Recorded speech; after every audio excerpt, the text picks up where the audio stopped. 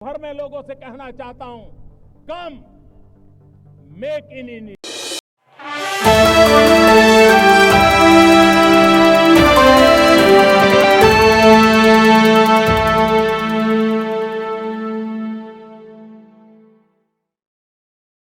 Israel और Iran के बीच संघर्ष शुरू हुए अभी 11 दिन हो चुके हैं।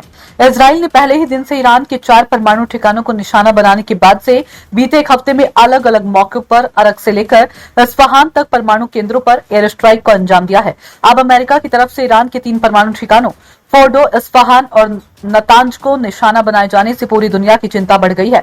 फिलहाल इन परमाणु केंद्रों से विकिरण फैलने की खबरें नहीं है। हालांकि यूएन की एजेंसी अंतर्राष्ट्रीय परमाणु ऊर्जा एजेंसी हालात पर करीब से नजर रख रही है। इस पूरे घटनाक्रम के बीच सबसे कड़ी चेतावनी हाल ही में रूस की तरफ से आई थी। रूस ने कहा था कि अगर ईरान के बुशहर परमाणु संयंत्र पर हमला होता है तो इससे शेरनोबिल जैसी परमाणु आपदा पैदा हो सकती है। गौरतलब है कि 1986 में जब यूक्रेन सोवियत संघ के अंतर्गत था तब वहां एक परमाणु रिएक्टर में विस्फोट हो गया था। इस घटना के बाद यूक्रेन का एक बड़ा इलाका तबाह हो गया था और कई वर्षों तक यहां रेडिएशन फैला रहा। इन चेतावनियों के बीच इजराइल और अमेरिका ने ईरान की परमाणु क्षमता को खत्म करने के लिए अभियान जारी रखे। नतांज, अरक और इस्फहान में परमाणु ठिकानों पर गुरुवार से लेकर रविवार तक जबरदस्त हमले हुए, लेकिन बुशहर पर किसी बड़े हमले की बात सामने नहीं आई। इससे पहले गुरुवार को इजराइल की तरफ से बुशहर परमाणु संयंत्र को भी निशाना बनाने का ऐलान हुआ था। हालांकि बाद में इजरायली सेना ने इस घोषणा को गलत बताया था।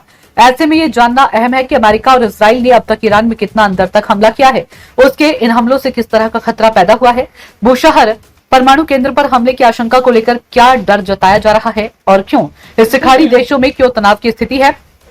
इजराइल ने अब तक खुद जो जानकारी दी उसके मुताबिक उसने नतांज, इस्फहान, अरक और फोर्डो पर हमले किए हैं। इसके अलावा उसने तेहरान में मौजूद परमाणु कार्यों से जुड़े कुछ ठिकानों को भी निशाना बनाया। हालांकि इन हमलों के पीछे इजराइल का तर्क है कि वह ईरान को परमाणु बम बनाने से रोकने के लिए ये कह रहा है।